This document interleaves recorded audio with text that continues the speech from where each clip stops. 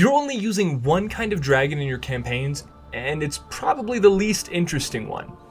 Big, scaly, breathes fire, guards a pile of treasure at the end of a dungeon. Yep, there he is.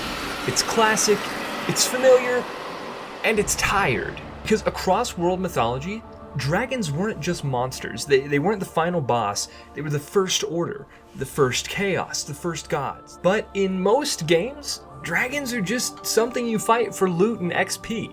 And when you do that, you miss out on the real power of dragon mythology. So today, I'm gonna show you what we've forgotten. 5 mythic archetypes found across hundreds of cultures. Each one more than just some monster. These dragons are cosmic forces, and when you line them up, you get this kind of incredible spectrum from divine order to total chaos. From dragons that create to dragons that uncreate. And it is way more than just chromatic versus metallic or gem or even prismatic dragons. And when you start designing dragons from this lens, not just as combat encounters, but as symbolic forces, your entire campaign changes. And yeah, they also make way better boss battles. So let's jump into it. I'm Josh, the Creator Bard, and this is Monster Week, an epic collaboration of creators bringing you some fresh takes on your favorite scaly boys. Let's start at the furthest extreme of order with the Creator. Across the globe, some of the oldest dragons weren't destroyers, they were makers. They shaped mountains and rivers, they brought seasons and rain. They breathed language into the air and law into the land.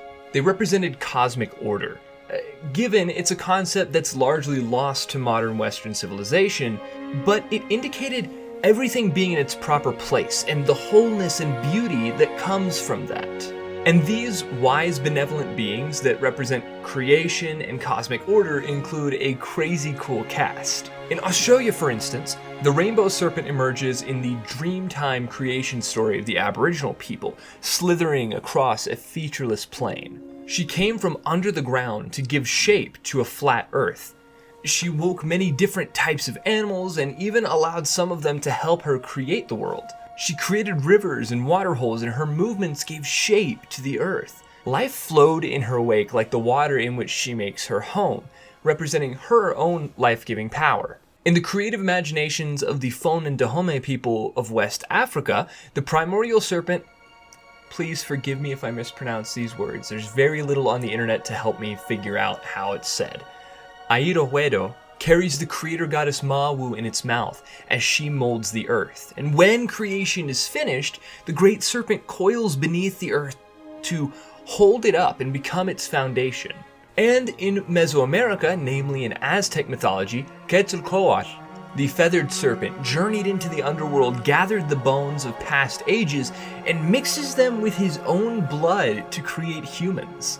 These dragons don't breathe fire, they breathe form.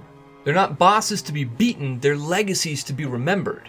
So if your setting has ancient laws that people don't quite understand anymore, if your magic is tied to the bones of the land, if your mountains are sacred but nobody really knows why, you might already be standing on the back of a creator dragon. Try experimenting with dragons that build and create. Dragons that generate culture, matter, and even life itself from their own being, rather than only dragons that destroy. And who knows, maybe you'll come up with an entire religion, faction, lineage, or even city, all built around your creator dragon. But that is just one stop on this spectrum, because not all dragons build. Some of them guard. They coil around sacred things, not always because they want them, but many times because they must protect them. They draw the line. They are the line. Let's meet the Guardian. Next on the spectrum, we've got the Guardian Dragon. It doesn't chase glory, it doesn't seek conquest, it simply waits. It watches the gates, it circles the tree, it keeps the flame alive. In the temples and rivers of India and Southeast Asia, you will find Naga. Serpent spirits revered as divine protectors. They guard not only their own plane, full of treasures and gemstones, but sacred text, holy water, and the threshold between life and death. They're not evil. But if you give them reason to believe you seek something they guard, they will absolutely strike. In Maori tradition, Taniwha are powerful serpents who dwell in rivers and seas. Some are dangerous, but some serve as kaitiaki, guardians of specific tribes, lands, or treasures. They don't hoard, they protect, and if you disrespect their rules, they will answer. And in Greek myth, Ladon, or Ladon, is set by the goddess Hera to guard the golden apples in the gardens of the Hesperides. He doesn't speak, he doesn't chase, he simply coils around the tree. 100 heads looking outward, remaining ever vigilant to make sure that no one picks an apple from this golden apple tree. So guardian dragons aren't defined by their power, but by their purpose. They stand where stories hinge and mark the place where somebody has said, "You shall not pass!" So when you have a treasure that needs guarding, a noble that's held prisoner, or a lost secret that needs to be found, consider the guardian dragon, and you just might have a fantastic encounter for your players to work their way through. But not all dragons who stand in the way are guarding something. Some simply stand in the way. Not to protect, not to ward. They're there to see if you're worthy. And if you think you are, let's face the trial. Standing in the center of the spectrum as the true neutral of dragons, the trial isn't there to end you, it's there to test you. It's the locked gate with no key, the question with no right answer, the sacrifice you didn't know you were going to have to make. A rather abstract example of this is in West African Wagadu legend. Bida was a 7-coiled serpent whose presence brought prosperity, only if the people sacrificed 10 virgins to him each year. That is, until a young warrior realized that his lover was one to be sacrificed. So instead of allowing those sacrifices to go through, he slew the dragon. The kingdom fell and was replaced by a new one. We also see in much of the art at that time depictions of snakes representing disease and parasites coming out of the mouths, ears, and noses of the people. Since disease was also seen as a test and overcoming it was a sign of power, these serpents tying it to this Bida myth, the myth in its historical context of disease and shifting empires, can clearly be seen as a trial which only the strong survive. In the Congo's Muyindo epic, the hero encounters Mukiti, a powerful river serpent and the husband of Muyindo's aunt, Iyangura. The bragging child had overcome every trial thus far, and certainly this wouldn't be a problem. However, trapped inside of a drum, Muyindo could not overcome Mukiti. This, however, was stopped by Iyangura when, hearing what was going on, she sliced open the drum and invited Muyindo into their home. This story certainly shows that not every trial is to be faced alone. Sometimes we need help from those around us. Even the great Heracles, in the Greek myth that most closely resembles the trials that we're used to seeing, has to learn to defeat the Hydra, a regenerating serpent that punishes brute strength with multiplication. This victory only comes through strategic thinking and a little bit of fire. Trial dragons hold the line, and they do this so only the worthy will claim what lay beyond. As the true neutral, these dragons can be some of the most interesting, entirely adhering to their purpose and the ideals of worthiness they hold to. This could make excellent personal character arc moments, story points where the party is faced with measuring up to their own ideals or values, or even a direct challenge to their power or authority from an outside force. Any way you choose to use the trial, your players will likely find a great deal of meaning and depth in their choices and in this interaction. But what happens when something crosses those lines that wasn't meant to? When taboo is broken, when the land is scarred, when balance tips too far, that's when the Punisher awakens. So if I'm being entirely honest, I wasn't really sure where to put the Punisher on this spectrum. They don't attack for greed or chaos, they strike out of conviction, but that conviction could be right or wrong, so I place them here not because they don't maintain order. In some myths, they truly do. But the Punisher dragon isn't just a force of order. A Punisher can spring to action whenever it feels that it's been wronged. And honestly, that feels quite a bit more chaotic to me when we're talking just about the whims of some creature.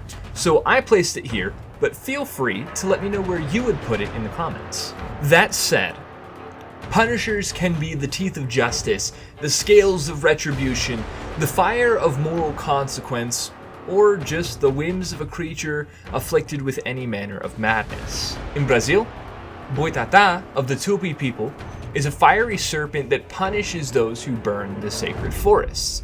It appears as glowing eyes or a fiery serpent, searing the wicked with purifying fire. In the Zambezi Valley, Nyami Nyami was once a protector, but when outsiders dammed the sacred river and separated him from his people in the mid-1900s, he unleashed floods that swept through, wiping away entire camps, part of the wall, and 86 workers from the dam building project. This was certainly the work of a Punisher dragon. For this next one, I'm gonna need Dathi from Mystic Arts to come in and just correct all my pronunciation, cause it's gonna be bad. In Norse myth, Nidhogger is typically known for gnawing at the base of the world tree Yggdrasil, and because of this, some might assume that it's a Devourer dragon, and honestly, probably it is. There's some overlap between some of these, and you can feel free to mix and match as you want. But a lesser known function of Nidhogger is what he devours: the corpses of murderers, perjurers, and oathbreakers. He's not only a force of chaos, in some ways, he's consequence incarnate. These dragons don't offer quests, they answer injustice. Which, that's great until their sense of justice is crazy warped and they just start going after everybody and everything. But they burn because something was broken. They don't stop until it's paid for. A Punisher dragon might be set on a party as a messenger of revenge from a wealthy enemy they've crossed, or it might attack them of its own accord for trespassing on its ancestral home. Still yet, it might be the agent of divine punishment for a particularly dubious warlock or rogue who breaks the commands of a certain god in your world. Or, as I said before, maybe it's just grumpy and decided something the party did was enough to merit its wrath. The Punisher can be as diverse as any other dragon on this list in its uses, and its wrath is never easy to overcome. But beyond judgment, beyond testing and protection and creation itself, lies something far more terrifying. The dragon that doesn't test you, doesn't punish you, doesn't guard or create. It just devours. If you're brave enough, let's look into the eyes of the Devourer. These are dragons that don't just threaten your life, they threaten the existence of all semblance of cosmic order and wholeness. The furthest extent of cosmic chaos, these creatures are forces of absolute destruction. They don't reason, they don't compromise, they consume. One of the best known Devourer dragons in D&D circles comes from Babylonian myth. Tiamat rose from the primeval sea, a symbol of ultimate chaos, birthing beasts and seeking revenge on the gods. In fact, she held the entire world under chaos until the prime deity, Marduk, killed her, tearing apart her body to form the heavens and earth. In order for order to be ordered, this dragon had to die. In Egyptian belief, Apep, or Apophis as the Greeks are wont to say, waits every day in the underworld to devour the sun god Ra. He represents total uncreation. If he succeeds, there is no dawn. As the rival of Ra, he devours the sun each night and is defeated each morning when the sun rises. On a grander scale, he's also the cosmic enemy of Ma'at, goddess of cosmic order. These two, order and chaos, battling throughout time in constant opposition and dynamic equilibrium, are sworn to vanquish one another. And if Apep is victorious, the world will be plunged back into primordial chaos and darkness. And with some more correction from Dathi, I'm back in Norse myth with Jormungandr, the Midgard serpent. It coils around the world until the end of time. At Ragnarok, he will rise. When he does, he will poison the sea. He'll kill Thor, but in turn die. The world is drowned. And while probably one of the best known, he is only one of the many serpents who are said to assist in the destruction of the world at this crucial point. along with Nidhogr, discussed previously as a punisher. These serpents of Norse myth are entirely chaotic and wish destruction on all, it would seem. Devourer dragons are entropy made flesh. They aren't enemies, they're inevitabilities. When they appear in your world, they will demand attention and change everything. The Devourer dragon could be that Ragnarok of ancient prophecy. It could be the storm tearing across the land, its wings bearing the sound of thunder accompanied by lightning headed toward the capital city. It could be the cosmic undoing, known only to the sages and only by the strange convergence of planets in the sky, which tore a rift in the weave and released it from its domain. The main point here is to make it terrifying in its entrance and cataclysmic in its magnitude. So now you know, dragons aren't just creatures to be fought for XP and loot, they're symbols. From the creator to the devourer, they mark a spectrum of myth itself: order, chaos, transformation, judgment, mystery. But unfortunately, most campaigns are only using one kind. But once you see the entire spectrum, you begin to unlock the full power of what dragons can be. Still, this is just the beginning to understanding dragons. If you're ready to go further and learn more about the signs, symbols, and mythic language that make a dragon more than a creature, you can go ahead and click here on my next video where I dive deeper into the creator archetype so you can use that type of dragon more effectively in your games. Or you could click here and keep watching a bunch of other amazing creators' takes on dragons and how to utilize them in your TTRPGs. Before I go, thank you so much to Pointy Hat and Janiti for organizing this whole collab. It's been so fun to engage with everyone, get to know some new people, and make a really cool video on dragons. But enough of that. Till next time, guys. Gotta roll.